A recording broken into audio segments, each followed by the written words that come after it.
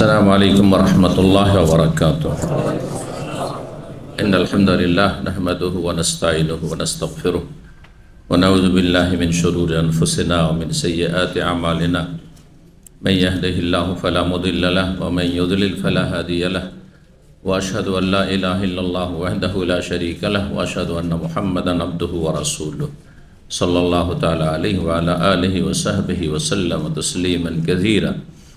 أما بعد فقد قال الإمام البخاري رحمه الله تعالى حدثنا أبو معمر قال حدثنا عبد الوارث قال حدثنا عبد العزيز عن أنس رضي الله عنه أنه قال كان رجل نصرانيا فأسلم وقرأ البقرة وآل عمران فكان يكتب للنبي صلى الله عليه وسلم فعاد نصرانيا فكان يقول ما يدري محمد صلى الله عليه وسلم إلا ما كتبت له فأماته الله فدفنوه فأصبح وقد لفظته الأرض فقالوا هذا فعل محمد صلى الله عليه وسلم وأصحابه لما هرب منهم نبشوا عن صاحبنا فألقوه فحفروا له فأعمقوا فأصبح وقد لفظته الأرض فقالوا هذا فعل محمد صلى الله عليه وسلم وأصحابه هذا فعل محمد وأصحابه نبشوا عن صاحبنا لما هرب منهم فألقوه خارج القبر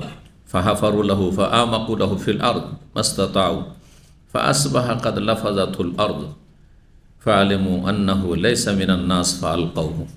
সম্মানিত ভাতৃমণ্ডলী, আল্লাহ রাব্বুল আলামিনের প্রশংসা এবং প্রিয় রাসূল সাল্লাল্লাহু আলাইহি সাল্লামের উপর সালাত ও সালামের পর জুমাবার 6 জমাদাল উলা 1446 হিজরি মোতাবেক 8 নভেম্বর 2024 আমাদের ধারাবাহিক আলোচনা সহিহুল বুখারীর মানাকিব পর্ব, রাসূলুল্লাহ সাহাবায়ে কেরামদের ফজিলত মর্যাদা সম্পর্কীয় হাদিস। তার একটি বিষয় বা অধ্যায় যেটি নিয়ে আলোচনা চলছে 2-3টি পর্ব থেকে, তা হচ্ছে রাসূলুল্লাহ সাল্লাল্লাহু আলাইহি ওয়াসাল্লামের মুজিজাত, যে মুজিজা নবুয়ত রিসালাতের দলিল যে তিনি আল্লাহর প্রেরিত নবী এবং রসুল। আমরা হাদিস নম্বর 3617 থেকে আজকে শুরু করব। আমাদের ধারাবাহিক মানাকিবের পর্ব নম্বর 13। হাদিস বর্ণনা করেছেন প্রখ্যাত সাহাবী রাসূলুল্লাহ 10 বছরের মদিনার খাদেম আনাস রাদিয়াল্লাহু তাআলা আনহু আন্নাহু কাল, তিনি বর্ণনা করেন হাদিসটি, কানা রাজুলুন নাসরানিয়ান, জনৈক ব্যক্তি ছিল খ্রিস্টান, একজন খ্রিস্টান ছিল জন্মসূত্রে। ফা আসলামা, তারপরে সে ইসলাম গ্রহণ করে। ওয়াকারা আল বাকারাত ওয়া আলা ইমরান, তারপরে সূরা বাকারা সূরা আল ইমরান এগুলি পড়ে মুখস্থ করে। পড়া সেই যুগে বলা হয়তো মুখস্থ করা কি, আজকাল কারি আলাদা, হাফেজ আলাদা, তাই না, আর আলেম আলাদা, 3 ভাগে ভাগ করা হয়েছে। কিন্তু সাহাবায়ে কেরামদের জামানায় কোররা বা কারি মানে হাফেজ, কারি মানে আলেম, আর কারি মানে শুদ্ধ তেলাওয়াতকারী। জি, তো সাহাবায়ে কেরাম যারা কারি হাফেজ তারাই হচ্ছেন আলেম। মানে এমন কেউ ছিল না যে শুধু অনারবদের মতো, যেমন আমাদের ইন্ডিয়া, বাংলাদেশ বা অন্যান্য যেগুলো অনারব দেশ, কোরআনের হাফেজ কিন্তু কোরআনের একটিরও অর্থ বুঝে না, তাই না। আরবরা অনেকটা বুঝে, যেহেতু তাদের মাতৃভাষা, যদিও সব ভাষা তাদের মাতৃভাষা কোরআন ভাষা থেকে অনেকটা দূরে চলে যায়, বুঝে না। যেমন সাহিত্যের ভাষা অনেক বাঙালি বুঝেন, ঠিক ওইরকম।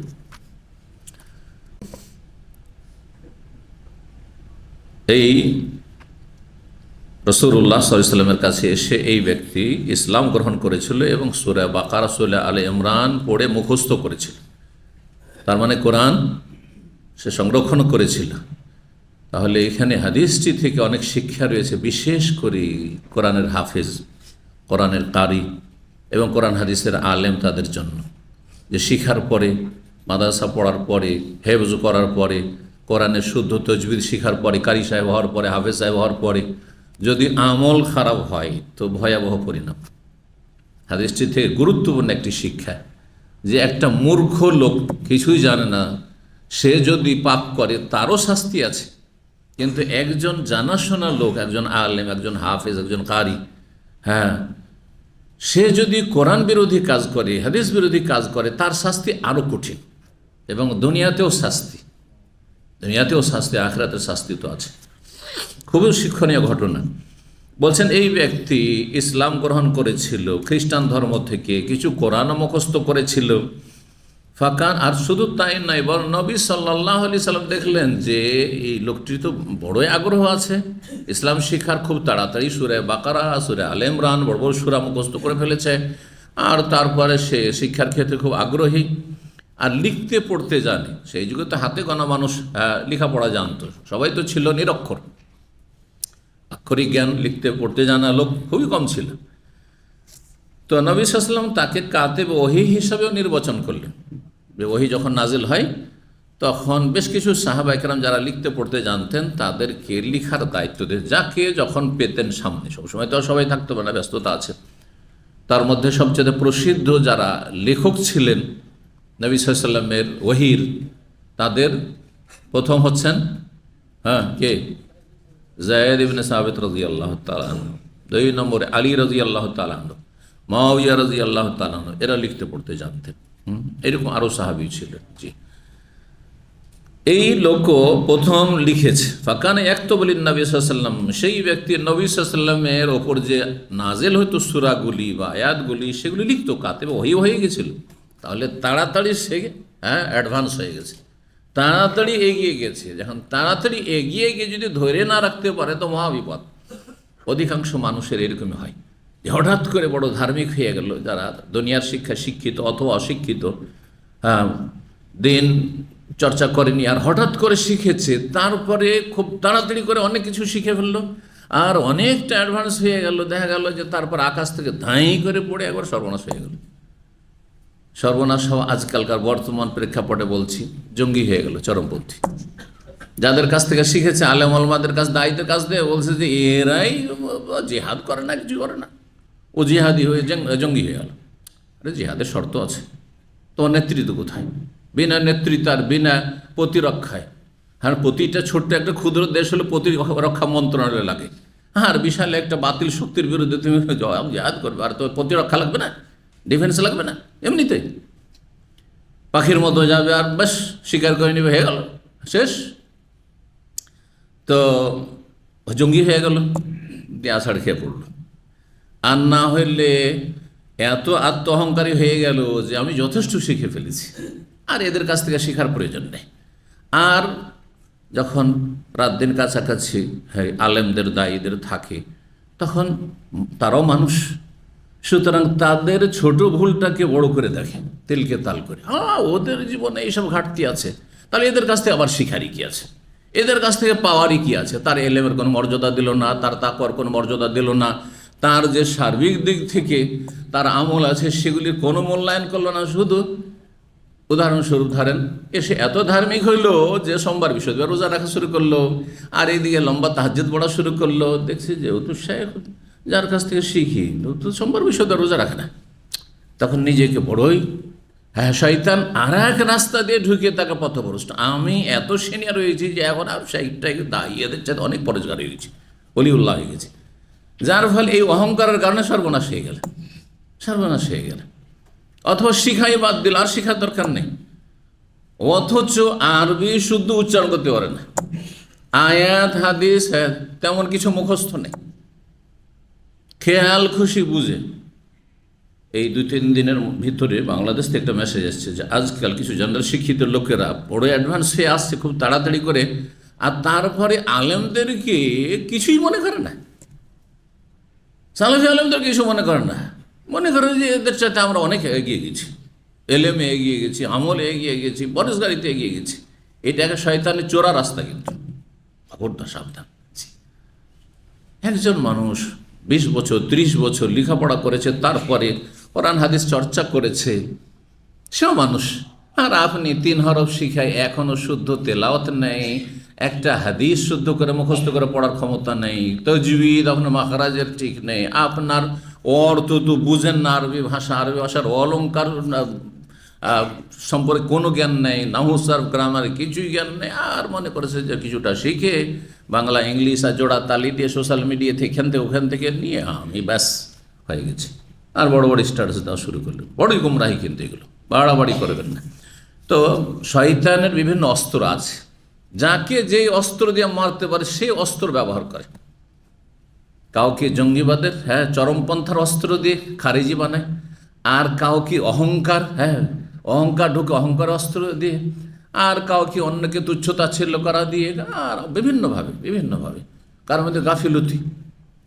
হঠাৎ করে নারী ফিতনায় পড়ে গেল, হঠাৎ করে দেখলো যে মাদ্রাসা মসজিদ করতে গিয়ে পয়সার ফিতনায় পড়ে গেল। এইদিকে শিখেছিল তো অনেক কিছু, আমলও করেছে অনেক কিছু, কিন্তু মাদ্রাসা করতে গিয়ে আমানতে খেয়ানত করে দুনিয়া আখেরাত বরবাদ করে দিল।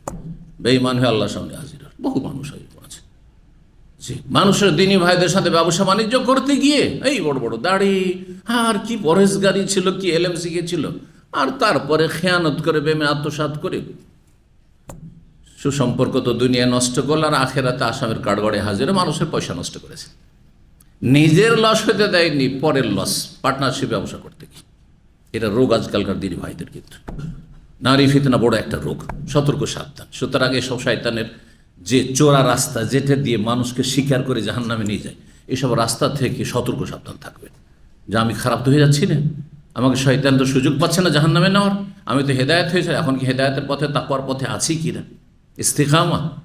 ইস্তেকামা অবশ্য জরুরি, মানে আপনি অবিচল থাকবেন জান্নাতের পথে, জাহান্নামের পথে যেন শয়তান না নিতে পারে। আল্লাহ তৌফিক দান করুন।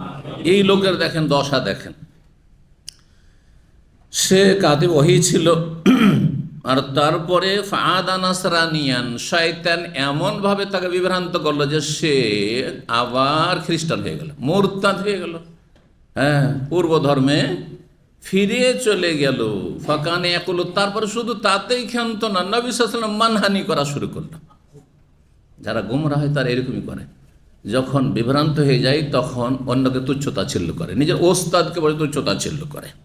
আরে ওদের কাছ থেকে শিখার কিছু আছে নেই, ওরা এলেম আছে, আমল নেই, বিভিন্ন রকম বিরূপ মন্তব্য। ওদের বিদ্যা কতটা আছে দেখে নিয়েছি, কথা বুঝতে পেরেছেন? হাউযুবিল্লাহ।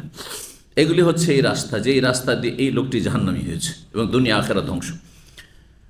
সে মন্তব্য করতে শুরু করলো, ফাকানা ইয়াকুল মা ইয়াদরি মুহাম্মদ সাল্লাল্লাহু আলাইহি ওয়াসাল্লাম ইল্লা মা কাতাবতু লাহু, মুহাম্মদ সাল্লাল্লাহু আলাইহি ওয়াসাল্লাম কিছুই জানেন না। সাল্লাল্লাহু আলাইহি ওয়াসাল্লামটা আমি বললাম, ও বলেনি, ও শয়তান বলেনি, বুঝতে পারছেন না?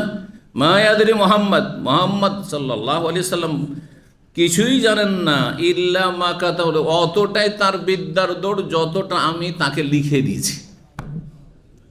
আমি যতটা তাকে লিখে দিয়েছি ওই না, ওইটুকু তার পুঁজি, আর পুঁজি নেই, বুঝতে পারছেন? আস্তাগফিরুল্লাহ। আল্লাহর মার পড়লো, ফাআমাতাহুল্লাহ, আল্লাহ তাকে মেরে দিলেন, ধ্বংস করলেন, মরে গেল হঠাৎ করে। যে কোনো সময় মরণ আসতে পারে, ভাববেন না যে আমি সুস্থ আছি কিছু হবে না। আরে অসুস্থ মানুষ আরও 50 বছর বেঁচে থাকছে, আর সুস্থ মানুষ হঠাৎ করে মরে গেল, অকল্পনীয়।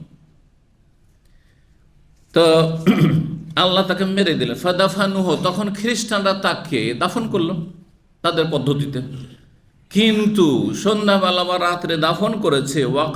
আসবাহা, সকালবেলা, ওয়াকাদ লাফাজাতুল আরজু, মাটিতে জমিনে তাকে ছুঁড়ে ফেলে দিয়েছে উপরে।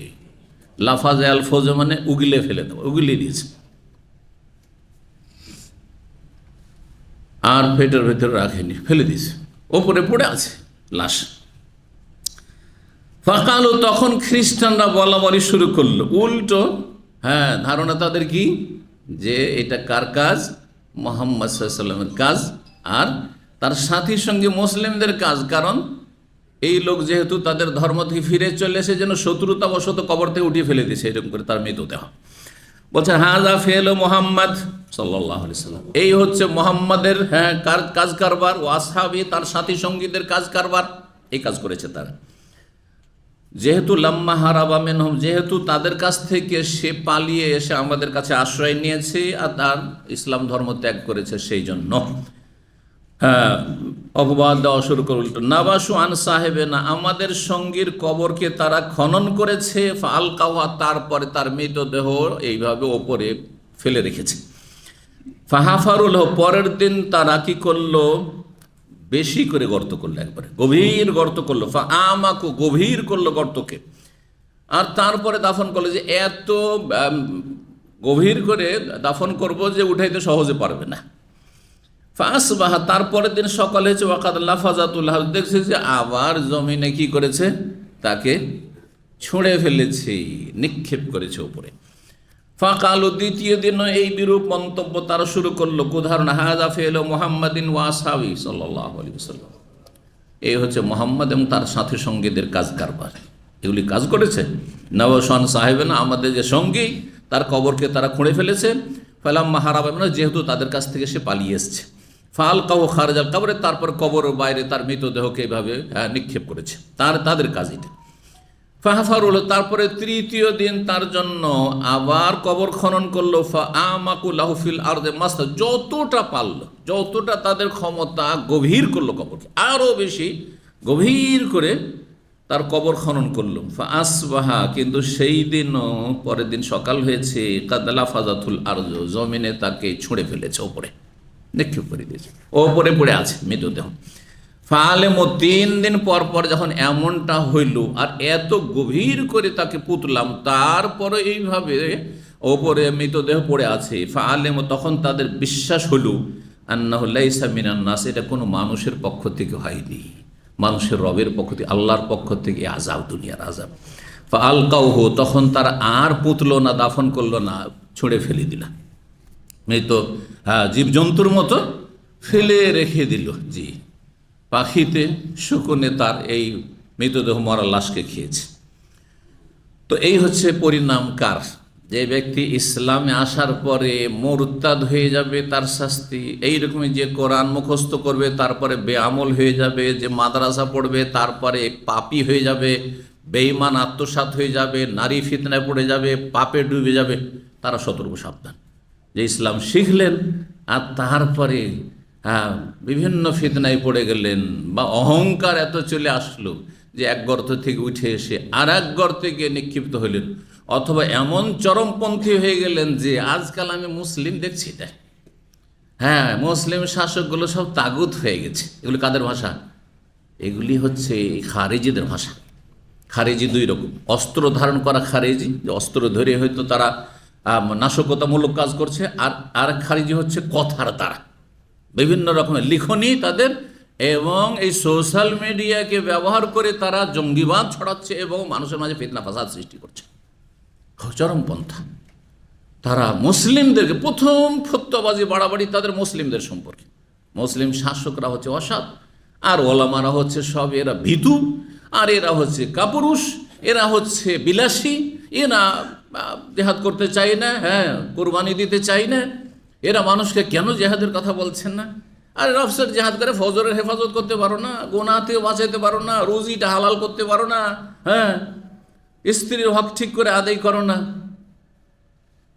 ছেলে মেয়ের ভালো ইমানি ইসলামী তরবিয়ত কর না, তাদের খোঁজ খবর নাও না। আরে ঘরের খবর নিয়ে দেখো, খুবই অবস্থা খারাপ। এদের ঘরের খবর নিয়ে দেখুন, খুবই অবস্থা খারাপ। নিজে ছেলে মেয়েদের ইমানি ইসলামী তরবিয়ত না করে পরের চিন্তা করতে হবে, দেশের চিন্তা করতে হবে, জাতির চিন্তা করতে হবে না, সারা বিশ্বের চিন্তা করতে হবে। আগে আপনাকে ঘরের কথা চিন্তা, কু আনফুসাকুম, নিজেকে জাহান্নাম থেকে বাঁচাও, ওয়া আহলিকুম, তারপরে নিজের পরিবার, তারপরে ওয়া আনজির আশিরাতাকাল আকরাবিন, নিকট আত্মীয়, গ্রামবাসী, এলাকাবাসী, ভাষাভাষী, দেশবাসী, তারপরে সারা বিশ্বের মুসলিম জাতি। তারপরে তখন অন্য অন্য চিন্তা করবেন যে এখন শক্তি হয়েছে, ক্ষমতা হয়েছে, সুতরাং এখন এইসব পদক্ষেপ নিতে হবে। আশা করি বিষয়টি বোঝা গেছে। আল্লাহ তৌফিক দান করুন, অহংকার মুক্ত রাখুন। 3618 নম্বর হাদিস, এটি নবী সাল্লাল্লাহু আলাইহি সাল্লামের মুজিজা, মুজিজার অধ্যায় না, নবী সাল্লাল্লাহু আলাইহি সাল্লামের মুজিজা। নবীর সাথে যে শত্রুতা করেছে, ইসলামের সাথে যে শত্রুতা করেছে, বিরূপ মন্তব্য করেছে, নবীর মানহানি করেছে, তাদেরকে আল্লাহ এইভাবে শাস্তি দিয়েছে যে মাটিতেও কবুল করছে না, তার মৃতদেহকে, মরা লাশকেও কবুল করছে না, মাটিতে উগলে ফেলে দিচ্ছে। 3618 নম্বর হাদিস বর্ণনা করছেন আবু হুরায়রা রাদিয়াল্লাহু তাআলা। এখানে রাসূলুল্লাহ সাল্লাল্লাহু আলাইহি ওয়াসাল্লাম ভবিষ্যৎবাণী করেছেন, খুবই গুরুত্বপূর্ণ। আন্নাহু কাল, তিনি বলেন, আবু হুরায়রা, কালা রাসূলুল্লাহ সাল্লাল্লাহু আলাইহি ওয়াসাল্লাম বলেন, ইযা হালাকা কিসরা ফালা কিসরা বাদাহু ওয়া ইযা হালাকা কায়সার ফালা কায়সারা বাদাহু, যখন পারস্যের রাজা ধ্বংস হয়ে যাবে, মানে পারস্যের রাজত্ব, যে সেই যুগের পরাশক্তি, বড় শক্তি ছিল, সেই যুগে পৃথিবীতে 2টো শক্তি ছিল, এর আগে বলেছে। পৃথিবীতে সব সময় সবগুলি শক্তি একই রকম থাকে না, বরং আজকাল পৃথিবীকে 3 ভাগে ভাগ করা হচ্ছে, তাই না? প্রথম বিশ্ব, তারপর দ্বিতীয় বিশ্ব, তারপর তৃতীয় বিশ্ব। জানা আছে না নেই? এসব পলিটিক্যাল ভাষা। উন্নয়নশীল দেশ আর উন্নত দেশ, অথবা 2 ভাগে বিভক্ত। হ্যাঁ, উন্নয়নশীল দেশ আর উন্নত দেশ। কে পার্থক্য দুটোর মাঝে বলতে পারে? হাত তুলবেন। উন্নয়নশীল হচ্ছে যে উন্নতির দিকে যাচ্ছে, হ্যাঁ, আর উন্নত হলো যারা উন্নয়ন করে ফেলেছে। এটা তো শাব্দিক অর্থ হলো উন্নয়নশীল। তাহলে এমন দেশ আছে যেগুলো কোনো উন্নতির কিছু দেখতে পাচ্ছি না। হ্যাঁ, 30 বছর আগে যে অবস্থা ছিল ওই দেশগুলির এখনও সেগুলোকে কি বলা হয়? না, অনুন্নত দেশ বলে কোনো ভাষা নেই তাদের কাছে।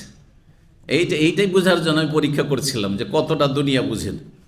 উন্নয়নশীল এটা হচ্ছে তাদের কি, এটা হচ্ছে ফাল, শুভ লক্ষণ। যত একবারে নিচু মানের দেশগুলি রয়েছে সবগুলিকে তারা উন্নয়নশীল বলছে। মানে এগুলো উন্নত নয়, তবে ওই পথে আছে। সবে আপন আপন জায়গায় চেষ্টা করছে, যদিও লুটপাট করেও চেষ্টা করছে, আর দুর্নীতি করেও চেষ্টা করছে, নিজের পেট ভরে চেষ্টা করছে, জাতিকে চুষে চেষ্টা করছে, ঠিক কিনা? কিন্তু নাম হচ্ছে তাদের কি? উন্নয়নশীল দেশ। আরবিতে আদোয়ালুর নামিয়ে গ্রোথ করার চেষ্টা করছে, কিন্তু করুক আর নাই করুক, এটি কি শুভ লক্ষণ নেওয়া? আসলে কিছু না।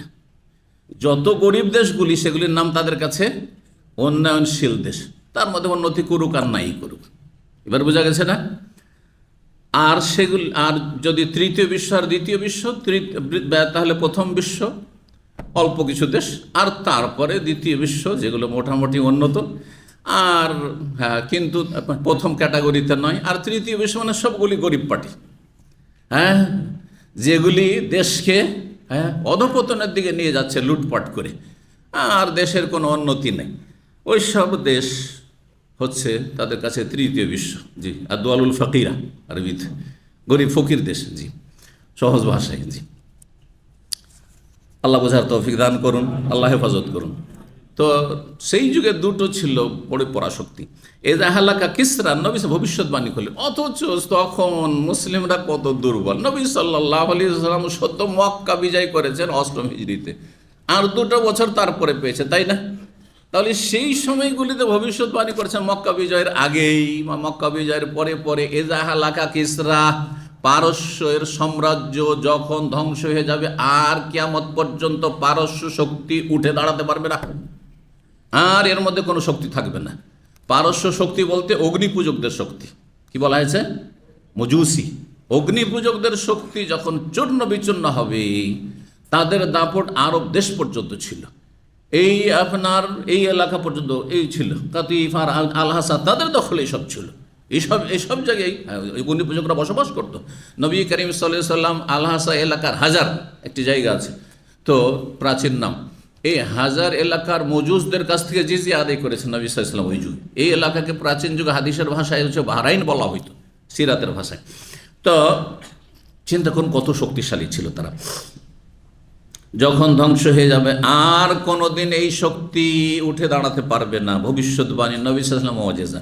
ওয়াইজা হালাকা কাইসার, আর যখন রোম সাম্রাজ্য ধ্বংস হয়ে যাবে, হ্যাঁ নিশ্চিহ্ন হয়ে যাবে, ফালা কাইসার বাদাহু, তারপরে আর কোন রোম সাম্রাজ্য শক্তিশালী হয়ে দাঁড়াতে পারবে না, যে ইসলামের বিরুদ্ধে শক্তিশালী হয়ে দাঁড়াতে পারবে না।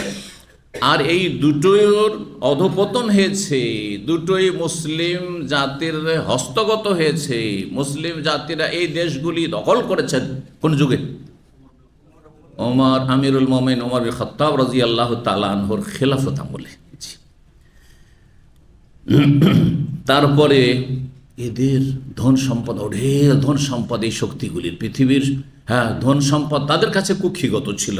বলছেন ওয়াল্লাযী নাফসু মুহাম্মাদিন বিয়াদিহি, সে আল্লাহর কসম করে বলছে যার হাতে মুহাম্মদ সাল্লাল্লাহু আলাইহি ওয়াসাল্লামের প্রাণ রয়েছে, লাতুনফিকুন্না কুনুজাহুম ফি সাবিল, অবশ্যই লাতুনফিকুন্না, তোমরা ব্যয় করবে, খরচ করবে সেখানকার ধনভাণ্ডারগুলি আল্লাহর রাহে, আল্লাহর রাস্তায়। তোমাদের হস্তগত হবে তাদের স্বর্ণ, তাদের চাঁদি, তাদের ধন সম্পদগুলি, টাকা পয়সা, আর সবগুলি আল্লাহর রাস্তায় বাইতুল মালে আসবে। আর আল্লাহর দ্বীনকে শক্তিশালী করার জন্য, আল্লাহর কালিমাকে উঁচা করার জন্য তখন তোমরা খরচ করবে।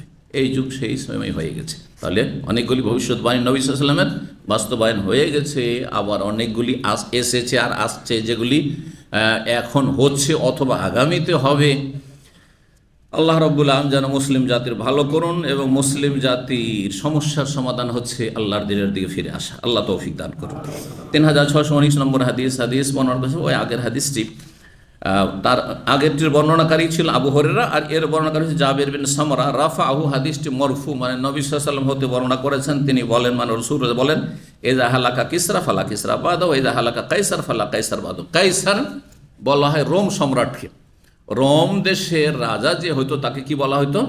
কাইসার বলা হইতো। আর পারস্য দেশে যে রাজা হইতো তাকে কি বলা হইতো? কিসরা। যে কেউ হোক না কেন, কোনো রাজার নাম কিন্তু নাই। যেমন ভারত উপমহাদেশে প্রাচীন যুগে হিন্দুদের যারা শাসক হইতো তাদেরকে কি বলা হইতো? রাজা অথবা মহারাজা বলা হইতো। রাজা অথবা কি বলা হইতো? মহারাজা বলা হতো। এটি সংস্কৃত ভাষা খুব প্রাচীন যুগ থেকে, এমনকি মালয়েশিয়ার মালায়ু ভাষাতেও রয়েছে, ইন্দোনেশিয়ার ভাষাতেও রয়েছে। এর আগে আমি আলোচনা করেছি। হ্যাঁ, মহারাজা বাংলায় বলি, আর আপনার মালায়ু ভাষাতে মহারাজা বলে, এইরকম হিন্দি ভাষায় মহারাজা বলে, একটু পার্থক্য। কিন্তু সবগুলির উৎস হচ্ছে সংস্কৃত ভাষা। সংস্কৃত ভাষা প্রাচীন ভাষা, সেই ভাষা থেকে ভারত উপমহাদেশ এমনকি মালয়েশিয়া, ইন্দোনেশিয়া পর্যন্ত যতগুলি ভাষা রয়েছে সবগুলি ভাষা বেরিয়ে এসছে মূল ভাষা প্রাচীন যুগের সংস্কৃত ভাষা থেকে। আর আরবি ভাষা অন্য আরেকটি ভাষা, ভাষারও এক ইতিহাস আছে। আমরা একটি সাবজেক্ট জামিয়া সালেহা বানারসে পড়েছিলাম, তারিখুল আদাবিল আরবি, আরবি সাহিত্যের ইতিহাস, হিস্ট্রি। তো এটা খুব গুরুত্বপূর্ণ একটা সাবজেক্ট, ভাষা, পৃথিবীর ভাষাগুলি সম্পর্কে ওয়াকিবহাল হওয়ার জন্য। তো পৃথিবীতে প্রাচীন যুগে কয়েকটি ভাষা ছিল, মাত্র 3টি ভাষা ছিল, আর 3টি ভাষা থেকে সারা দুনিয়া এতগুলি ভাষা সবগুলি জন্মেছে। হ্যাঁ, ভাষাতে ভাষাকে জন্ম দিয়েছে। যেমন মানুষ প্রথম আদম আর হাওয়ার, সেখান থেকে অসংখ্য মানুষ, কালো, সাদা আর শ্যামবর্ণ, সব দুনিয়াতে ছড়িয়ে গেছে। বাসামিন হমারি জালান কে জিরা উনিসা। ঠিক ভাষাটাও ঠিক ওই রকম। আর ভাষা হচ্ছে আল্লাহর নিদর্শন। ভাষা কোনো সম্মানের জন্য নয়, যে কেউ কোনো ভাষা বলে সম্মানিত, আর কেউ কোনো এলাকায় বাস করে সেজন্য সম্মানিত না। আজকাল সম্মানিত, কালকে লাঞ্ছিত। দাদা বুঝতে পারছেন না? আজকে যাদেরকে দুনিয়ার ক্ষেত্রে সম্মানিত মনে করছেন, বিগত যুগে তারা ছিল লাঞ্ছিত। ইউরোপিয়ানরা মুসলিমদের কাছে আপনার স্পেন, আন্দোলুসে লেখাপড়া করার জন্য আসতো। আজকে আমাদের মুসলিমরা ফকির হয়ে দ্বারস্থ হয়ে তাদের কাছে লেখাপড়া করার জন্য যাচ্ছে, তাদের সার্টিফিকেটটা বেশি মূল্যবান মনে করছে। আল্লাহ রাব্বুল আলামিনের কাছে কোনো বিচিত্র নয় যে এই অবস্থাকে আল্লাহ পরিবর্তন করে দেবেন, বোঝা গেছে। কিন্তু আমাদেরকে নিজেদেরকে পরিবর্তন হইতে হবে। ইন্নাল্লাহ লা ইউগাইয়িরু মা বিকওমিন হাত্তা ইউগাইয়িরু মা বিআনফুসিহিম। অতক্ষণ আল্লাহ পরিবর্তন নিয়ে আসবেন কোনো জাতির জীবনে যতক্ষণ পর্যন্ত তারা নিজেদেরকে সংশোধন করে পরিবর্তন না করে নেবে। নিজেকে পরিবর্তন করতে হবে। উন্নতি করার জন্য যেসব পদক্ষেপগুলি রয়েছে, দ্বীনি এবং দুনিয়াবি, হ্যাঁ, পার্থিব জীবনের ক্ষেত্রে এবং পারলৌকিক জীবনের ক্ষেত্রে, দিন দুনিয়ার ক্ষেত্রে, সেগুলি আমাদেরকে বৈধ পথে অবলম্বন করতে হবে। রব্বুল আলামিন তৌফিক দান করেন। তারপরে বললেন লাতুন ফেকুন্না কনুজহুমা ফি লাতুন ফেকুন্না লাতুন ফাকুন্না কনুজহুমা ফি সাবিলিল্লাহ। কনুজহুমা হবে না, এখানে ভুল লিখেছে। লাতুন ফেকুন্না কনুজহুমা ফি সাবিলিল্লাহ। আল্লাহর রাস্তায় তোমরা সেখানকার ধনভাণ্ডারগুলি খরচ করবে। কথা একটি বলতে গিয়ে বলা হয়নি, সেটা হচ্ছে রোম। এখনকার যুগে রোম ইউরোপের ছোট্ট একটি দেশ, কিন্তু তখনকার রোম মানে বর্তমান ইউরোপটা পুরোই। আমেরিকার কানাডার নামগন্ধ ছিল না, কারণ আবিষ্কার হয়নি। আটলান্টিকের পরেও যে আল্লাহর জমিন আছে এটা তখনকার মানুষরা জানতো না, হ্যাঁ, তাই না? তাহলে যতটা জানতো মানব জাতি সেটা হচ্ছে রোম জানতো। রোম মানে বর্তমান ইউরোপ। ইউরোপের মধ্যে যতগুলি দেশ রয়েছে সবগুলি এই রোম সম্রাটের আন্ডারে ছিল। আর যাদের রাজত্ব পৌঁছেছিল আপনার শাম দেশ পর্যন্ত, এমনকি তাবুক এলাকা পর্যন্ত। জি, এই জন্য নবী সাল্লাল্লাহু আলাইহি ওয়াসাল্লাম তাবুকের যুদ্ধে গেছিলেন তাদের বিরুদ্ধে, যাতে করে তাবুক পর্যন্ত পৌঁছতে না পারে। তাবুকের কাছাকাছি তারা অবস্থান করছিল। জি, বর্তমান জর্ডন এলাকায়। 3620 নম্বর হাদিস বর্ণনা করেছেন ইবনে আব্বাস রাদিয়াল্লাহু তাআলা আনহুমা, বলছেন কাদেমা মুসাইলামাতুল কাযযাব আলা আহদি রাসূলিল্লাহ সাল্লাল্লাহু আলাইহি ওয়াসাল্লাম। রাসূলুল্লাহ সাল্লাল্লাহু আলাইহি ওয়াসাল্লামের আমলে মিথ্যাবাদী ভণ্ড মুসাইলামা আসলো মদিনায়। মুসাইলামা নামক এক কুখ্যাত ভণ্ড মিথ্যাবাদী নবুয়তের দাবি করেছিল যে আমি নবী, আমি হচ্ছি নবী, নাউজুবিল্লাহ। এবং তার পরিণাম খুব খারাপ হয়েছিল, যার ফলে যদিও আল্লাহর বড় পরীক্ষা ছিল সাহাবাই কেরামদের জন্য, এবং এই জেহাদে অনেক কোরবানি দিতে হয়েছে, অনেক সাহাবাই কেরাম আলেম হাফেজ কারি তারা শহীদ হয়েছেন যে ইয়ামামার যুদ্ধে। এই ইয়ামামা ছিল আল খারজি এলাকায় যে যুদ্ধ হয়েছিল। তো নবী সাল্লাল্লাহু আলাইহি ওয়াসাল্লামের জীবদ্দশায় কিন্তু সে নবী হওয়ার দাবি করেছিল। আর তারপর মদিনাও এসেছিল। ফাজা আলা ইয়াকুল, সে বলতে লাগলো এসে, ইন জালালি মুহাম্মাদুনিল আমরা মিন বাদি তাবেতুহু, মদিনা গিয়ে এসে বলছে যে যদি মুহাম্মদ সাল্লাল্লাহু আলাইহি সাল্লাম তার ইন্তেকালের পরে আমাকে যদি তার স্থলাভিষিক্ত করে দেন, মানে আমাকে তার খলিফা বানিয়ে দেন, আমি তারপরে এই নেতৃত্ব পাবো, তবে তো তাহলে তার অনুসরণ করব, তার কালেমা পড়ে আমি মুসলিম হয়ে যাব। নবী দাবি করে বসে আছে, আর নবীর পরে যদি আমাকে যদি খলিফা বানিয়ে দেয় তাহলে ঠিক আছে, আমি মেনে নেব তাকে। ওয়াকাদে মাহাফি বাশারিন কাসিরিন ফি কওমি, একান যে কোনো বাতিলপন্থী যে কোনো যুগে আবির্ভাব ঘটেছে, তার অবশ্যই তার কিছু অনুসারী ভক্ত হয়েছে। এটা মানুষের একটা দুর্বল দিক, যে মানুষের চোখ থেকেও চোখ নেই, আর বিবেক থেকেও বিবেকহীন। জি, যার ফলে যতই বাতিলপন্থী হোক না কেন, কোনো একটা কোনো কিছু যদি সমাজে ব্যাস বলে দেয়, কিছু না কিছু সে ভক্ত পেয়ে যাবে, কিছু না কিছু ভক্ত পেয়ে যাবে। এই জন্য ধোঁকা খাবেন না যে তাদের মাহফিলে এত লোক আর তাদের দলে এত লোক, সবাই বলছে এইরকম, আর আপনার শুধু দু চারজন অল্প কিছু লোকের এরকম বলছেন, তো কোনটা নেব? সংখ্যা গরিষ্ঠতা হকের দলিলও না, লক্ষণও না, বরং সংখ্যা গরিষ্ঠতা কিসের দলিল? বাতিল হওয়ারই সম্ভাবনাই বেশি। কারণ অধিকাংশ মানুষ অসৎ থাকবে আল্লাহর জমিনে, অধিকাংশ লোক কাফের থাকবে, অধিকাংশ লোক মুশরিক থাকবে, অধিকাংশ লোক শয়তানের অনুসারী থাকবে।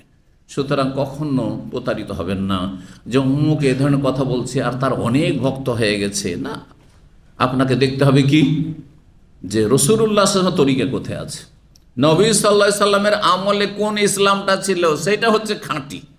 আর দল ভারী হয়ে গেছে তার বিরুদ্ধে সেই জন্য, বা তার বিপরীত মুখী সেই জন্য সেটাতে কোনো ওজন আছে বা শক্তি আছে, না মোটেই না। তো বলছেন বর্ণনাকারী ইবনে আব্বাস রাদিয়াল্লাহু তাআলা আনহুমা যে মদিনা সে এসেছিল মুসাইলামা এই ভণ্ড, ফি বাশারিন কাসীরিন মিন, তার বংশের অনেক লোকজন নিয়ে, তার দলবল নিয়ে এসেছিল প্রতিনিধি হিসাবে দেখা করতে মুহাম্মদ সাল্লাল্লাহু আলাইহি ওয়াসাল্লামের সাথে, যে দেখা করব আর যাওয়ার পরে বলবো যে যদি আমাকে যদি আপনার পরে খেলাফতটা দিয়ে দেন তাহলে আছি আপনার সাথে, এই সমঝোতা যদি চলে আসে তো ওকে। সুবহানাল্লাহ। ফাকবালা ইলাইহি রাসূলুল্লাহ সাল্লাল্লাহু আলাইহি ওয়াসাল্লাম, রাসূলুল্লাহ সাল্লাল্লাহু আলাইহি ওয়াসাল্লাম তার কাছে আসলেন। ও মাহু সাবিত বিন কাইস বিন শাম্মাস, তার সাথে ছিলেন সাবিত বিন কাইস বিন শাম্মাস নামক প্রখ্যাত সাহাবী, নবী সাল্লাল্লাহু আলাইহি ওয়াসাল্লামের বক্তা। এর আগে একটি হাদিস এসেছে এই অধ্যায়ে যে নবী সাল্লাল্লাহু আলাইহি ওয়াসাল্লামের সাহাবায়ে কেরামের মধ্যে সবচেয়ে বড় বাগ্মী বক্তা ছিলেন এই সাবিত বিন কাইস। এবং তার আওয়াজ, যারা বক্তা হয় সাধারণত তাদের আওয়াজ কি হয়? উঁচা হয়, খুব বেশি উঁচা আওয়াজ হয়। তো এই উঁচা আওয়াজ ছিল। আর সূরা হুজরাতে আল্লাহ আয়াত নাজিল করলেন, দ্বিতীয় আয়াত, যে লা তারফাউ আসওয়াতাকুম ফাওকা সাওতিন নবী, হে ঈমানদারগণ তোমরা নবীর সামনে তোমাদের আওয়াজ যেন উঁচা না হয়। যদি আওয়াজ উঁচা হয় তাহলে জানতে হবে আনতাহবাত আমালুকুম, তোমাদের আমলগুলি নষ্ট হয়ে যাবে। ওয়া আনতুম লা তাশউরুন, টেরই পাবে না যে আমলনামা থেকে আমল নষ্ট হয়ে গেছে। এই ভয়ে তিনি বাড়ি গিয়ে বসেছেন আর নামাজটা পড়ে চুপ করে চলে যান, শুধু জামাতের নামাজটা পড়ে, আর দেখাও করেন না নবী সাল্লাল্লাহু আলাইহি ওয়াসাল্লামের সাথে, আর কারোর সাথে বসেনও না, নবী সাল্লাল্লাহু আলাইহি ওয়াসাল্লাম হাজির হন না। অথচ সব সময় নবী সাল্লাল্লাহু আলাইহি ওয়াসাল্লামের পাশে হাজির থাকতেন, দিনের কথা যখন আলোচনা হয়তো দার্স হয়তো তখন। রাসূলুল্লাহ কয়েকদিন দেখতে পাচ্ছেন না, তখন সাহাবীদেরকে বললেন, সাবিত বিন কাইসের হয়েছে কি? খোঁজ নিয়ে আসলে এক সাহাবী দেখে বাড়িতে বসে বসে কান্না করছে, মাথায় হাত দিয়ে শুধু কান্নাই করছে। কিসের জন্য কান্না? আমার আমল সব ধ্বংস হয়ে গেছে, আমি তো জাহান্নামী হয়ে গেলাম। রাসূলুল্লাহ সাল্লাল্লাহু আলাইহি ওয়াসাল্লাম সেখানে ভবিষ্যৎবাণী করেছেন যেটি মুজিজা, সেটা কি? যে তাকে জানিয়ে দাও, সাবেতকে ডেকে নিয়ে আসো আর তাকে এই সুসংবাদ দিয়ে দাও সে জান্নাতি, জাহান্নামী নয়। আল্লাহু আকবার।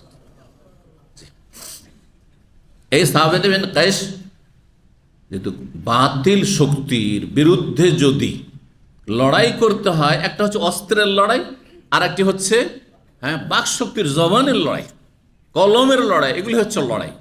জি, বর্তমান যুগে অস্ত্রের লড়াইয়ের ক্ষমতা মুসলিমদের কাছে নেই বাতিল শক্তির সাথে, কিন্তু কলমের লড়াই অবশ্য শক্তি আছে, জবানের লড়াইয়ে দাওয়াইল আল্লাহর অবশ্য শক্তি আছে, দলিলের শক্তি তাদের কাছে অবশ্যই আছে, যে কোরআন সুন্নাহর দলিল, আল্লাহর কথা, রসুলের কথা রয়েছে। সুতরাং এই শক্তির সামনে বাতিল শক্তি টিকতে পারবে না। যার ফলে দেখেন এত শক্তি তাদের কাছে থেকে যারা অমুসলিম ইসলাম গ্রহণ করছে, ওরা ভালো করে জানছে মুসলিমরা আমাদের তুলনায় দুর্বল। কারণ খ্রিস্টানরা জানে না যে মুসলিমরা আমাদের তুলনায় পৃথিবীতে এখন দুর্বল।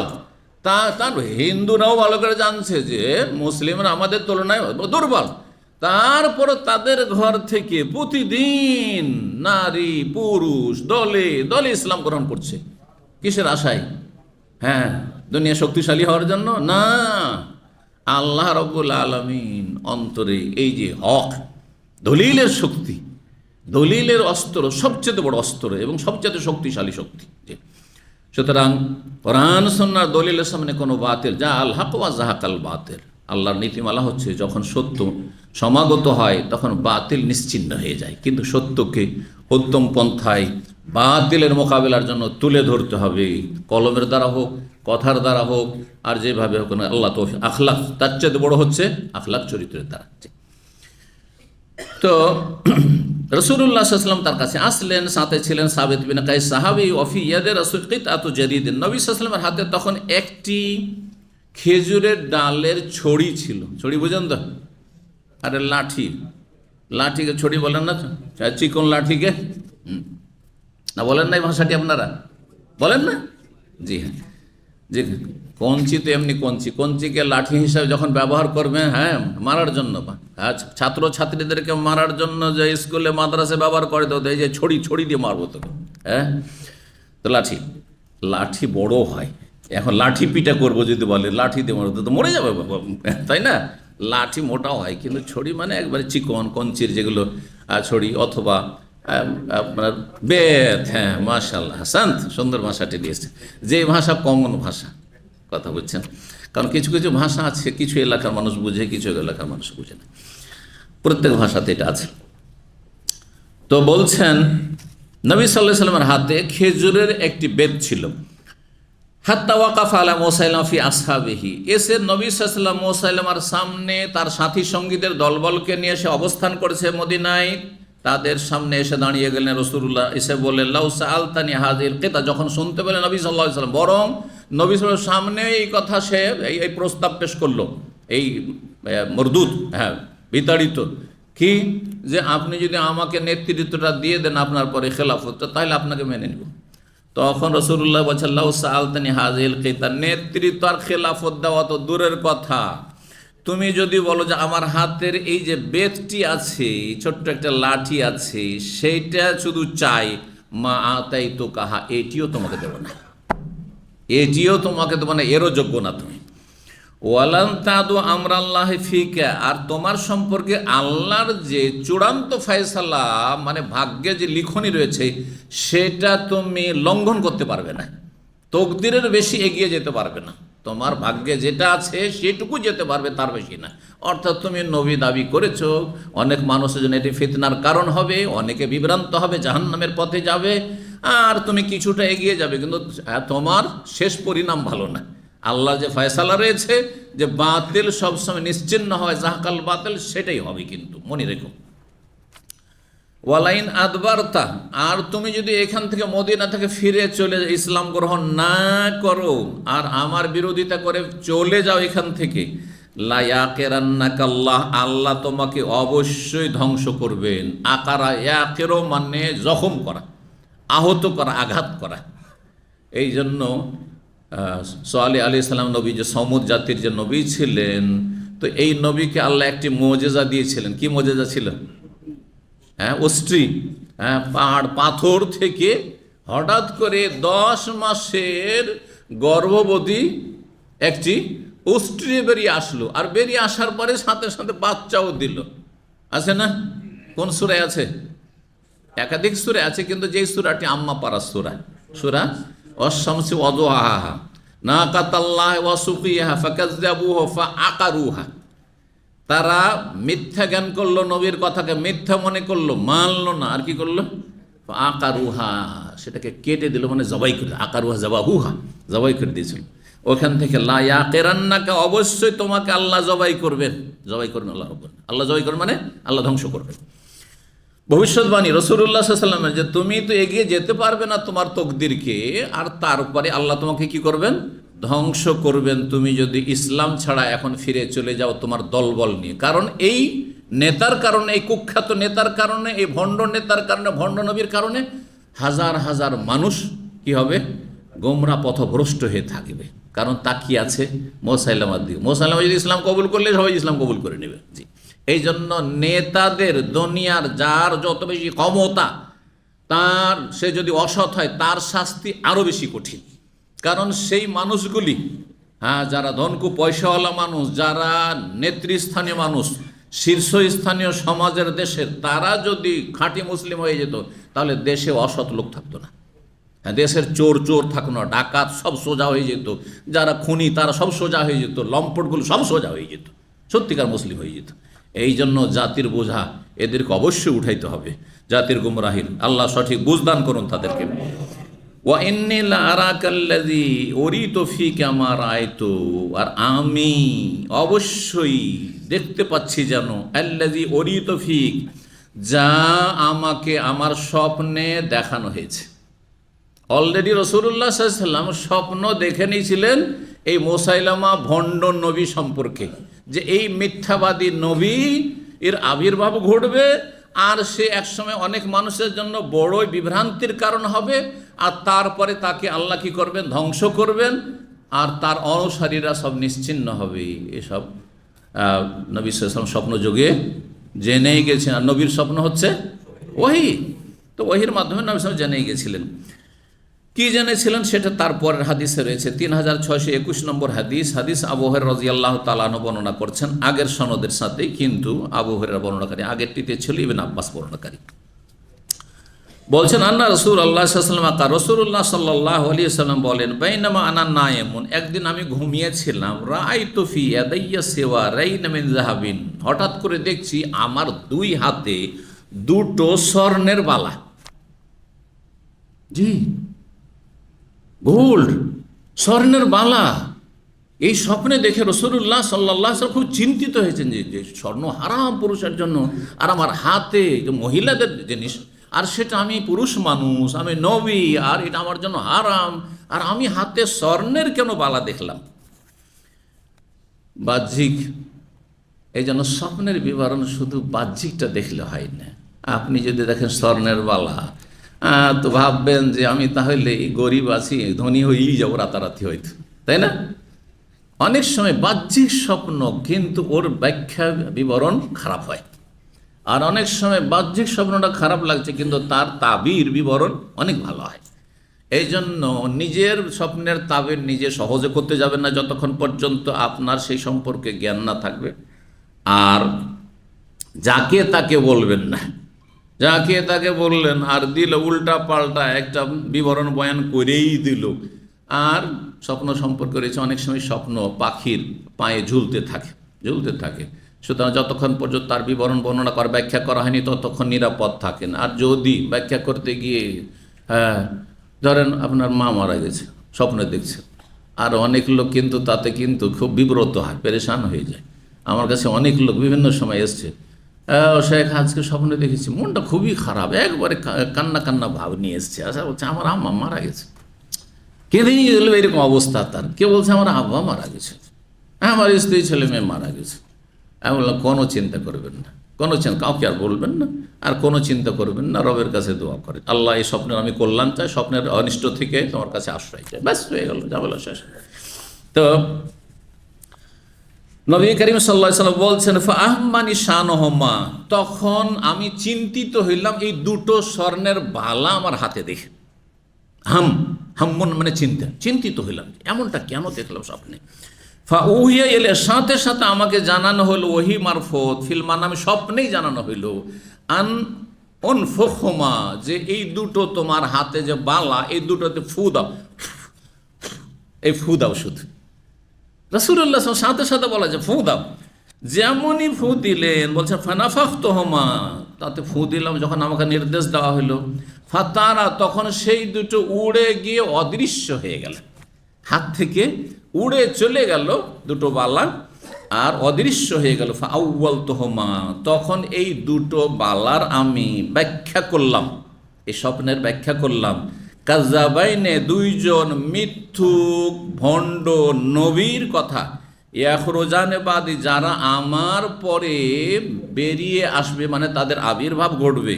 ফাকান আহাদুমা, তাদের একজন হচ্ছে আল আনাসি, আনাসা বংশের, তার নাম ছিল আসওয়াদ। আল আসওয়াদ কালো, তার সবই কালো। হ্যাঁ, কিছু কিছু কালো আছে, ভিতরও কালো ওপরও কালো, এটা হচ্ছে খুবই খারাপ, তাই না? আর যদি ভিতরটা ভালো থাকে, হ্যাঁ সাদা পরিষ্কার, ওপর কালো হয়, তাতে কোনো যায় আসে না।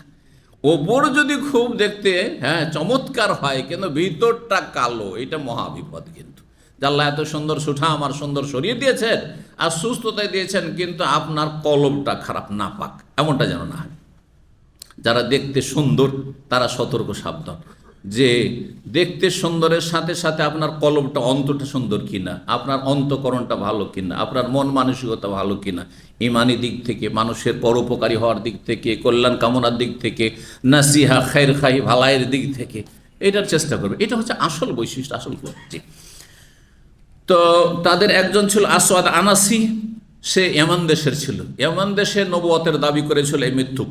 ওয়াল আখার, দ্বিতীয় ব্যক্তি হচ্ছে মুসাইলামা আল কাযযাব, এই মিথ্যাবাদী ভণ্ড মুসাইলামা নবী, সাহেব আল ইয়ামামা, যে ইয়ামামার মিথ্যুক নবী ছিল।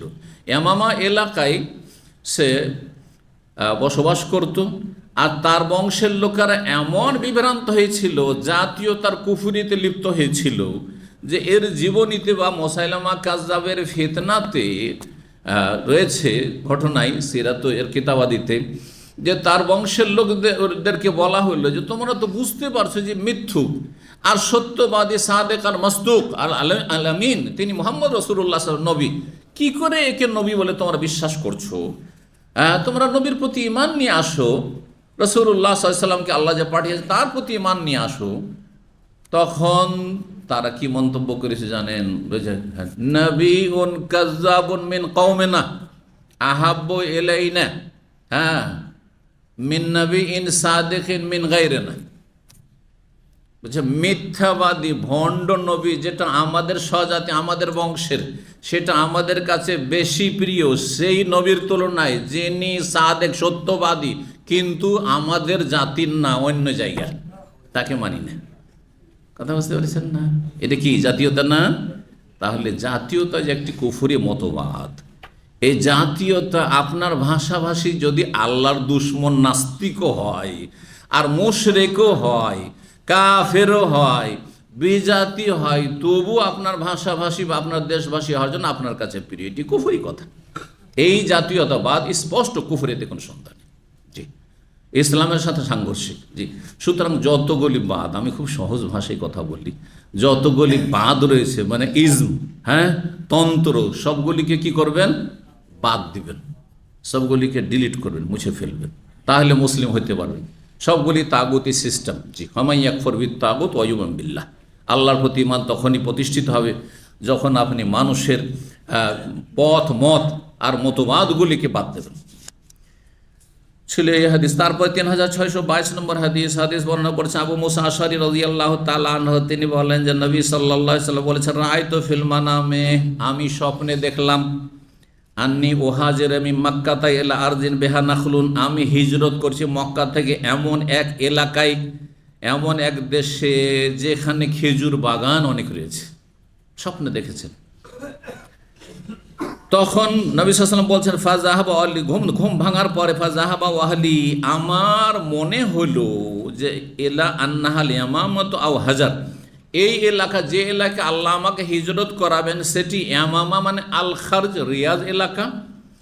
বর্তমান রিয়াজ থেকে শুরু করে আল খারজদের, আল খারজ জানেন তো, রিয়াজ থেকে প্রায় 50 কিলোমিটার দূরে, যখন আপনি আল বাহার রাস্তায় যাবে, যে রাস্তাটা বেরিয়ে গেছে, আপনার কাসিমের রাস্তা নয় আর তাইফের রাস্তা নয়, আর একটা রাস্তা বেরিয়ে গেছে, রিয়াজ ঢুকতে যাচ্ছেন, তার আগেই বাম দিকে রাস্তাটা বেরিয়ে চলে গেছে আপনার ওয়াদি দাওয়াসের আর আপনার আফলাজ আর আপনার ওই বাহা আভা এইসব অঞ্চলে যাওয়ার জন্য।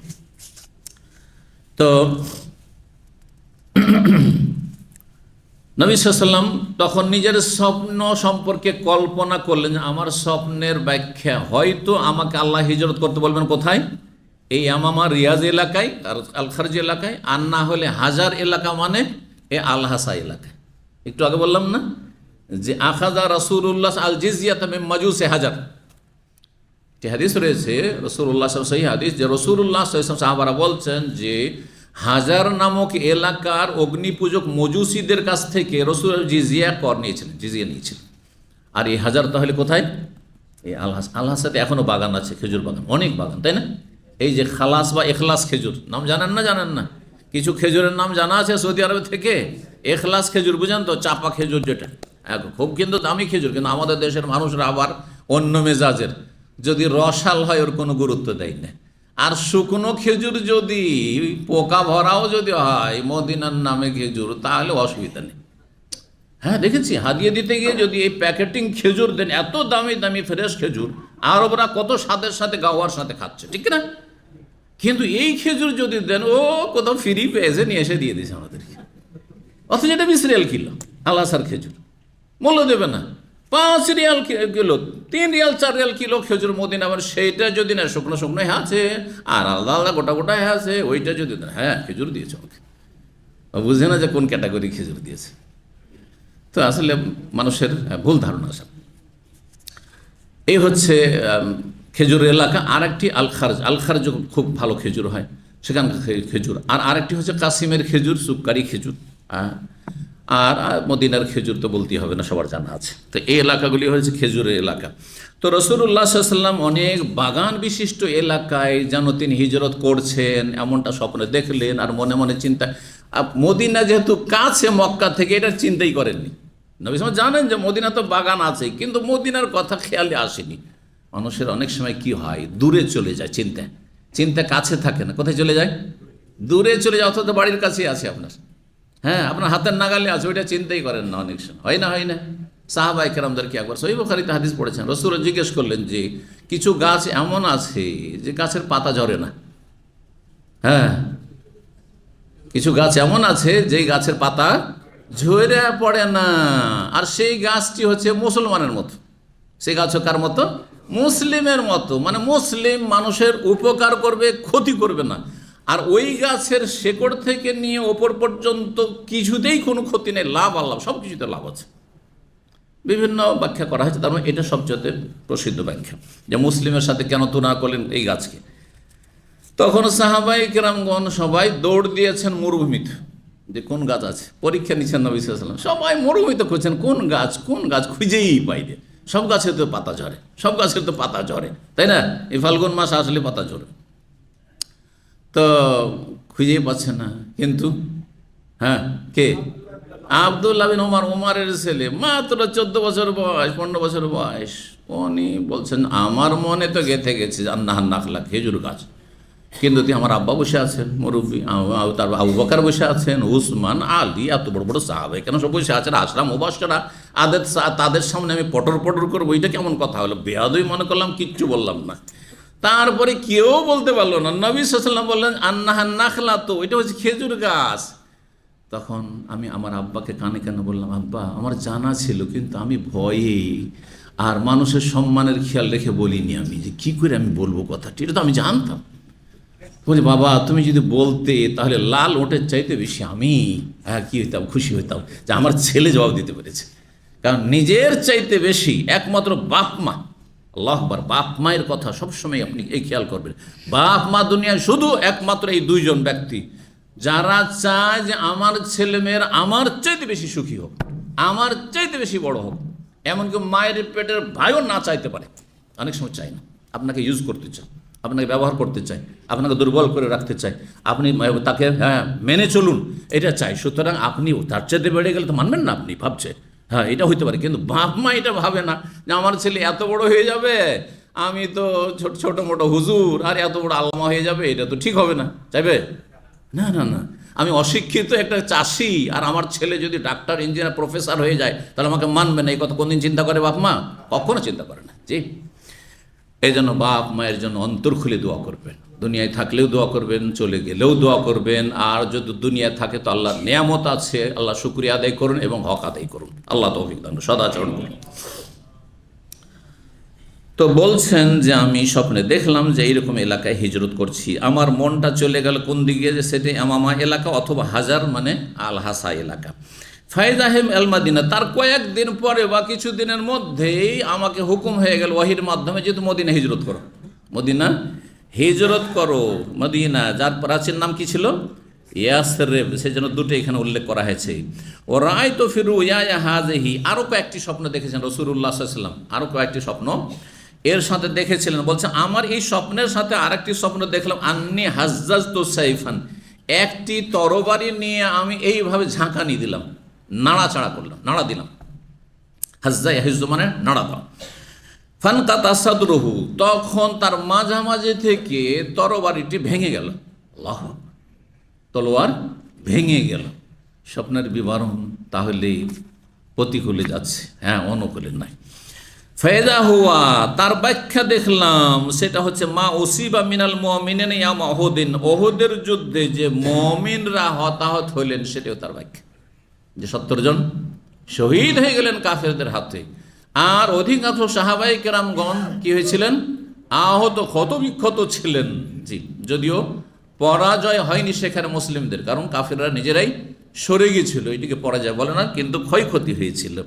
এটি হচ্ছে এই তরবারি, ভাঙা তরবারি স্বপ্নে দেখার বিবরণ। জি, সুম্মা হাজাজতু উখরা, তারপরে দ্বিতীয়বার আবার নাড়া দিলাম, আবার ঝাঁকানি দিলাম আমার তরবারিতে। ফাআদা আহসানা মা কান, যে তরবারি, ভাঙা তরবারি, ভাঙার আগে যে অবস্থা তার চাইতে সুন্দর আকারে চলে আসলো, তরবারটি আরো সুন্দর হয়ে গেল যেন। জি, তখন তার বিবরণ হলো ফায়দা হওয়া, সেটা হচ্ছে মা যে আল্লাহ বিমাল ফাতে, যে আল্লাহ যে মক্কা বিজয় দান করলেন, ওয়াজতিমাইল মুমিনিন, আর মুমিনদের ঐক্য দান করলেন, মুমিনরা একত্রিত হইতে পারলো, মুমিনরা স্বাধীনভাবে চলাফেরা করছে, স্বাধীনভাবে ইসলামের দাওয়ার কাজ করছে। ওয়া রাআইতু ফিহা বাকারান, তৃতীয় আর একটি বা চতুর্থ এটি, হ্যাঁ, কারণ স্বপ্নে তরবারি দুইবার দেখেছেন, তাই না? যদি দুবার হয় তাহলে এটি 4 নম্বর স্বপ্ন। রাআইতু ফিহা বাকারান, এই স্বপ্নে দেখলাম গাভী, গরু, গাভী দেখছি, গাভী, অন্য রিওয়ায়াতে রয়েছে গাভী জবাই হচ্ছে। ওয়াল্লাহু খায়রুন, আল্লাহ সবচেয়ে ভালো। এরও বিবরণ, হ্যাঁ, মুসলিমদের প্রতিকূলে নয়, না অনুকূলে নয়, প্রতিকূলে। জি, সেটা হচ্ছে কি ফায়দাহুমুল মুমিনুনা ইয়াউমা উহুদিন, গাভী জবাই হওয়া মানে মুমিন সাহাবায়ে কেরামগণ ওহুদের মাঠে যে কাফেরদের হাতে শহীদ হলেন, নিহত হলেন, সেটি দেখলাম যে মুমিনরা সেখানে শহীদ হয়েছেন। ওয়াইদাল খায়রু মা জা আল্লাহু মিনাল খায়রি ওয়া সাওয়াবাস সিদক আল্লাযী আতানা বিহি বাদা ইয়াউমা বদরিন, আর আল্লাহ রাব্বুল আলামিন যে কল্যাণ দিয়েছেন আমাদেরকে, যে কল্যাণ এবং সততার প্রতিদান, সওয়াব, নেকি আল্লাহ দিয়েছেন, যা আমাদের কাছে এসেছে বাদা ইয়াউমে বদর, বদর যুদ্ধের পরে। বদর যুদ্ধের পরে ধীরে ধীরে অবস্থা ভালোর দিকে এসেছে, মাঝখানে একটু আপ ডাউন হয়েছে, ক্ষয়ক্ষতি হয়েছে, কিন্তু ভালোর দিকে এসেছে। সেসবগুলি আমি এই স্বপ্নগুলিতে দেখলাম। 3623 নম্বর হাদিস বর্ণনা করেছেন মা আয়েশা রাদিয়াল্লাহু তাআলা আনহা, বলছেন যে আকবালাত ফাতেমা, তো একদিন ফাতেমা রাদিয়াল্লাহু তাআলা আনহা তার বাড়ি থেকে, মানে স্বামীর বাড়ি থেকে আসলেন, তামশি, হেঁটে আসছিলেন, কান্না মিশিয়াতা মাশিউন নবী সাল্লাল্লাহু আলাইহি ওয়াসাল্লাম, তার চলার ঢংটি ছিল নবী সাল্লাল্লাহু আলাইহি ওয়াসাল্লামের চলনের মতো, চলার মতো। বাপ ছেলে মেয়েদের চলাতে একটা অনেক সময় মিল থাকে, আবার কখনো কখনো বাবার সাথে মিল থাকে না, মায়ের সাথে মিল থাকে, কখন আবার দাদার সাথে, বাপের সাথে নেই কিন্তু দাদার সাথে মিল আছে, নানার সাথে মিল আছে, হইতে পারে অপর পুরুষের কেউ ছিল, এইরকম ছিল। অনেক সময় যে বাপ মা সবাই সাদা ফর্সা, সদাই কালো, স্বামী স্ত্রী দুইজনেই কালো, কিন্তু ছেলে একেবারে সাদা, হয় না? এর বিপরীতটাও হয়। তাহলে অপর পুরুষ কেউ ওই রকম কেউ ছিল, জানাই নেই আপনাদের, হয়তো 50 বছর 100 বছর আগে ছিল, সেদিকে টান দিয়েছে, তারপরে তাদের মতো হয়েছে। জি, চলার ক্ষেত্রে ওই রকম। তো নবী সাল্লাল্লাহু আলাইহি সাল্লামের যেমন চলার পদ্ধতি ছিল, যখন চলতেন তখন সামনের দিকে একটু ঝুঁকে চলতেন, মনে হচ্ছে একটু ঢালু জায়গা থেকে উঁচু জায়গা থেকে নিচের দিকে নামছেন, এইরকম মনে হইতো। ফাতেমা রাদিয়াল্লাহু তাআলা আনহার চলার পদ্ধতিটি বা ঢংটি ঠিক ওই রকমই ছিল। নবী করিম সাল্লাল্লাহু আলাইহি ওয়াসাল্লাম যখন দেখলেন যে বাড়িতে আসছেন ফাতেমা, মারহাবান ইবনাতি, হে আমার কন্যা, মারহাবা, মারহাবা মানে স্বাগতম, জি স্বাগত জানান নবী করিম সাল্লাল্লাহু আলাইহি ওয়াসাল্লাম। মারহাবা মানে প্রশস্ততা, অন্তর আমার প্রশস্ত আপনার জন্য, জায়গা আমার প্রশস্ত আপনার জন্য, আমার বাড়ি প্রশস্ত, আমার খাবার দাবার আপ্যায়ন আপনার জন্য প্রস্তুত, ইত্যাদি সবগুলি শামিল। রাহবুন জাকাত আলাইহিল আরযু বিমা রাহুবাত, জাকাত আলাইহিমুল আরযু বিমা রাহুবাত। রাহবুন মানে প্রশস্ত জায়গা, ওখান থেকে মারহাবা শব্দটি, তো মারহাবার ব্যাখ্যাও জানতে হবে। অনেকে কিন্তু মারহাবার গজলও পড়েন, আর আবার এমনিও বলে মারহাবা, কিন্তু অর্থ যদি জিজ্ঞাসা মারহাবা মানে কি, বলছে তা তো জানি না, আরবরাকে শুনেছি বলতে, আমিও বলছি, তাই না? না না, ওইরকম করলে হবে না। মারহাবা মানে আমার অন্তর উদার আপনার জন্য, কারণ অন্তরটাই যদি ছোট হয় তো মেহমান আর কি কবুল করবেন, আর আপ্যায়নে কি করবেন, আর জায়গায় বাকিয়ে দিবে, ঠিক না? আগে অন্তরটা বড় হইতে হবে, যে আমার অতিথি আসছে তার জন্য অন্তরে আমার জায়গা। অন্তরে যদি জায়গা থাকার বাড়িতে জায়গা নাও থাকে, তবুও যথাসাধ্য আপনি তার আপ্যায়নের চেষ্টা করবেন, সম্মান রাখার চেষ্টা করবেন, এবং যতটুকু হক আদায় করার চেষ্টা করবেন। অন্তর প্রশস্ত।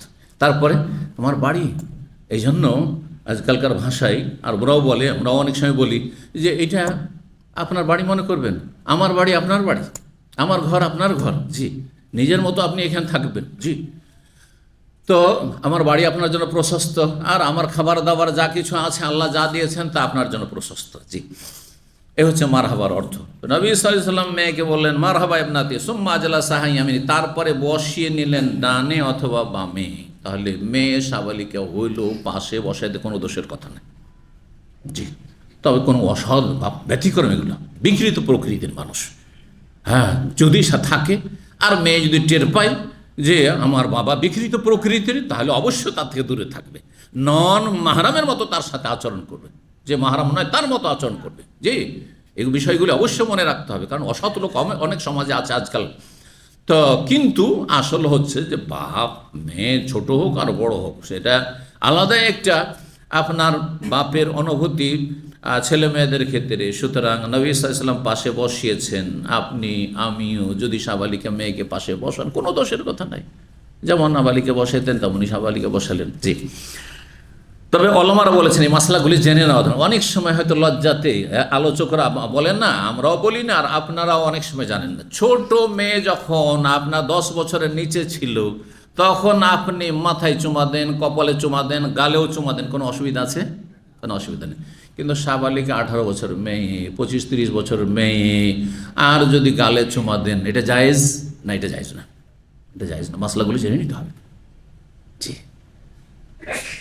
তাহলে ভালোবাসা প্রকাশ করার, হ্যাঁ, বয়সের সাথে সাথে পদ্ধতি পরিবর্তন হয়ে যায়।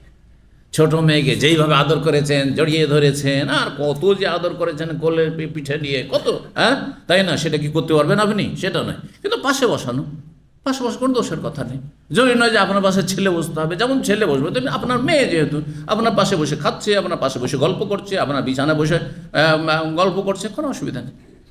কিন্তু ধরেন একই লেহাফে একই চাদরে ঘুমানো, সাবালিকা মেয়েকে নিয়ে যায় নয়, জি। একমাত্র স্ত্রীর ক্ষেত্রে একই চাদরে ঘুমাবেন। সাবালিক হলে ভাই বোনে আলাদা করতে বলা হয়েছে, 10 বছর হয়ে গেলে ওয়াফাররিকু বাইনাহুম ফিল মাজাজি, বিছানা আলাদা করতে বলা হয়েছে। বিছানা আলাদা করা মানে চাদর আলাদা করতে হবে, অবশ্যই চাদর আলাদা করতে হবে, জি। কম্বল আলাদা করতে হবে। আমাদের দেশে কিন্তু এগুলি অজ্ঞতা রয়েছে এবং আমল নেই।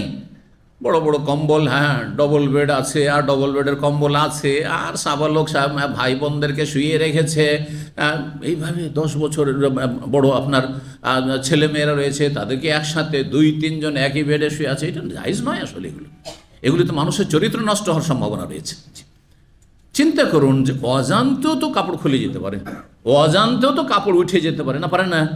তাহলে চিন্তা করুন, তাহলে এখন ভাই বোনে 12 বছরের 12 বছর 13 বছর ভাই বোন আর একই বিছানায় একই কম্বলের নিচে শুয়ে আছে শীতকালে, আর লুঙ্গি পরে আছে উঠে গেছে, বা ধরেন ম্যাক্সি পরে আছে উঠে গেছে, তো এগুলো ভালো জিনিস? এতে মানুষের চরিত্র নষ্ট হয়ে যাবে। সুতরাং সতর্ক। শরীয়তের যেসব বিধিবিধান রয়েছে আপনি হেকমত বুঝেন আর না বুঝেন, আলেমরা বুঝে, যার যতটা বুঝার বুঝে, অনেক কিছু বুঝে, কিন্তু আপনাকে সব কথাই বুঝতে হবে, সব হেকমত আর রহস্য বুঝতে হবে জরুরি নয়। ব্যাস কাল আল্লাহ কাল আল্লাহ বলে, রসুল বলেছেন, আপনাকে পালন করতে হবে। আল্লাহ তৌফিক দান করুন। তো নবী সাল্লাল্লাহু আলাইহি ওয়াসাল্লাম পাশে বসালেন, কোনো অসুবিধা নেই। সুম্মা আসাররা ইয়াদি হাদিসান, তারপরে গোপনে তার সাথে কোনো একটি কথা বললেন। ফাবাকা, তখন তিনি কাঁদতে লাগলেন। কে? ফাতেমা রাদিয়াল্লাহু তাআলা কান্না করতে লাগলেন। ফাকুলতু লাহা, আয়েশা রাদিয়াল্লাহু তাআলা কক্ষে ছিল, বাড়িতে ছিল। তো আয়েশা বলছেন, লেমা তাবকিন, তুমি কান্না কেন করছো? এখনই একটা কথা বলতে বলতে কাঁদতে শুরু করলে।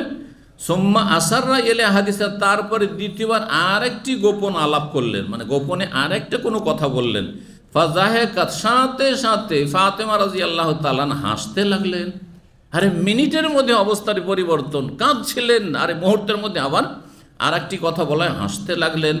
ফাকুলতু, মা আয়েশা বলছেন, আমি বললাম মনে মনে, মা রাআইতু কাল ইয়াউমে ফারাহান আকরাবা মিন হুজনিন, আজকের মতো জীবনে আমি খুশিকে শোকের পাশাপাশি এত নিকটবর্তী দেখিনি।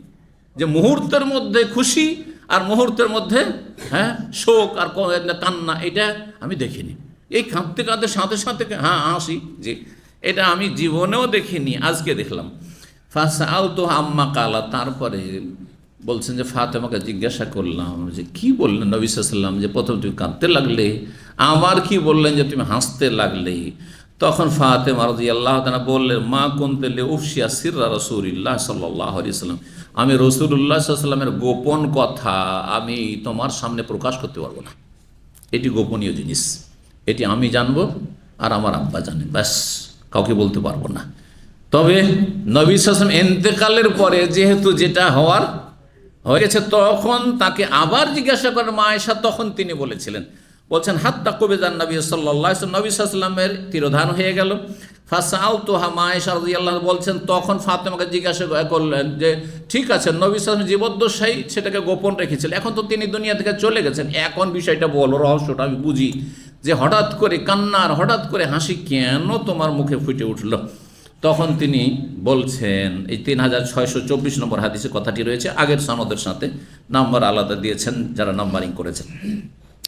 তখন ফাতেমা রাদিয়াল্লাহু বলেন, আসাররা ইলাইয়া, প্রথম গোপনে নবী সাল্লাল্লাহু আলাইহি ওয়াসাল্লাম আমাকে বললেন যে আন্না জিবরিলা কানা ইউআরিজুল কোরআন কুল্লা সানাতিন মাররা, জিবরাইল আলাইহিস সালাম এর পূর্বে কোরআনে কারীম পড়াতেন, প্রতি বছরে রমজানে এসে একবার করে, মানে এক খতম দিতেন।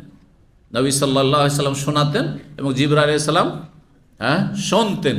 আর তারপরে কেউ কেউ বলেছেন যে ইউআরিজুনে যেহেতু রয়েছে বাবে মোফালাত, মানে মোশারাকার যেহেতু বৈশিষ্ট্য রয়েছে, নবী সাল্লাল্লাহু আলাইহি ওয়াসাল্লাম আবার শুনতেন কার কাছে?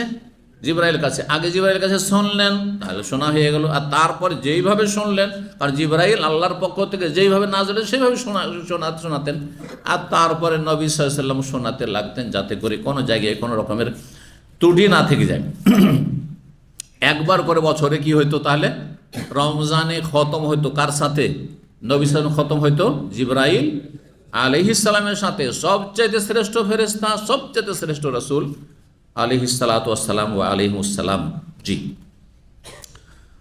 বলছেন যে এটা তো প্রতি বছর অভ্যাস ছিল, কিন্তু আন্নাহু আরাজিনাল আমারাত, এই বছরে রমজান মাসে দুইবার করে রাসূলুল্লাহ সাল্লাল্লাহু আলাইহি ওয়াসাল্লামের কাছে জিবরাইল আলাইহিস সালাম কোরআন শুনেছেন, শুনিয়েছেন, 2 খতম দাওয়িয়েছেন, এই রমজানে 2 খতম দাওয়িয়েছেন। ওয়ালা ওরাহু, রমজান করতে বললাম কারণ অন্য হাদিসে রয়েছে যে রমজান মাসে এই রিভাইজেশনটা হইতো, এই দৌড়, আমাদের দেশের মাদ্রাসার ভাষায় হেফজখানার ভাষায় কি বলে? দৌড় করা বলে, রিভাইজেশন। আরব দেশে মোরাজা বলে, মানে বারবার পুনরাবৃত্তি করা। তো বলছেন এই বছর 2 বার করে যেহেতু জিবরাইল আলাইহিস সালাম আমাকে কোরআন পড়িয়েছেন বা কোরআন শুনেছেন, এর অবশ্যই একটা তাৎপর্য আছে। ওয়ালা ওরাহু, আর আমি মনে করি ইল্লা হাদার আজালি, যে আমার মৃত্যুর সময় ঘনিয়ে এসেছে, আমার সময় শেষ হয়ে এসছে। ওয়াইন্নাকে, যখন এই কথা বলা তখন কান্না শুরু করেছেন কোন রিওয়ায়াতে রয়েছে। আর এখানে একটু পার্থক্য রয়েছে, তার সাথে এই কথা বলে ওয়াইন্নাকে আউয়ালু আহলে বাইতি লিহাকান বি বা লাহাকান বি, আর তুমি আমার পরিবারে যত সদস্য রয়েছে, 9 স্ত্রী এবং মেয়ে শুধু একটি, কারণ নবী সাল্লাল্লাহু আলাইহি সাল্লামের মেয়েরা 3 মেয়ে নবী সাল্লাল্লাহু আলাইহি সাল্লামের জীবদ্দশায় তারা ইন্তেকাল করে গিয়েছিল। তারা কে? যায়েনব বড়, তারপরে রোকাইয়া, 3 নম্বর উম্মে কুলসুম, আর তারপরে ফাতেমা রাদিয়াল্লাহু তাআলা আনহাকে বললেন যে আমার পরিবারের সর্বপ্রথম যে মিলিত হবে সে হচ্ছে তুমি। আমার ইন্তেকালের পরে তুমি আমার সাথে সাক্ষাৎ করে। মাত্র 6 মাস নবী সাল্লাল্লাহু ইন্তেকালের পরে ফাতেমা রাদিয়াল্লাহু তাআলা আনহা বেঁচে ছিলেন অসুস্থ অবস্থায়, খুব অসুস্থ থাকতেন, কারণ বাপের শোক এদিকে, এই শোকে আর তিনি সুস্থ হননি। জি, ঘরে অবস্থান করতেন এবং অসুস্থ অবস্থায় এই 6 মাস কাটিয়েছেন রাদিয়াল্লাহু তাআলা আনহু আরদাহ। ফাবাইকাতু, তখন এই কথা শুনে কান্না করতে লাগলাম। ফাকালা, তখন নবী সাল্লাল্লাহু আলাইহি ওয়াসাল্লাম সাথে বলছেন, আমা তারদাইনা, তুমি কি পছন্দ করো না, সন্তুষ্ট নও, আনতাকুনি সাইয়্যিদাতা নিসা আহলিল জান্নাহ, জান্নাতি রমণীদের তুমি সরদার হবে, জান্নাতি রমণীদের তুমি প্রধান হবে, আও নিসাউল মুমিন, নারীদের তুমি প্রধান হবে, সেরা হবে। ফাজাহিকতু লিযালিক, তখন আমি হেসে দিয়েছিলাম। প্রথম কান্না করেছিলাম আর তারপরে এই মর্যাদার কথা বলায়, সুসংবাদ দেয়, আমি হেসে দিয়েছিলাম। কিন্তু তারপরে হাদিসটিতে যেমনটা বললাম একটু পার্থক্য করে, সেটা হচ্ছে যখন নবী সাল্লাল্লাহু আলাইহি ওয়াসাল্লাম বললেন যে আমার সময় কাছে এসছে, তখন কাঁদতে লাগলেন। আর যখন বলা হয় যে তুমি চিন্তা করিও না, কারণ তুমিও বেশি সময় দুনিয়ায় থাকবে না, আমার পরিবারের যত কেউ রয়েছে সবার মাঝে তুমি প্রথম আমার সাথে সাক্ষাৎ করবে, তখন হাসতে লাগলেন যে আর তো বেশি দিন থাকবো না, নবী সাল্লাল্লাহু আলাইহি ওয়াসাল্লাম 6 মাস আমাকে আমার আব্বা ছেড়ে থাকবে, তারপরে তার সাথে আমি মিলিত হব। তখন তিনি হেসে দিয়েছিলেন খুশিতে।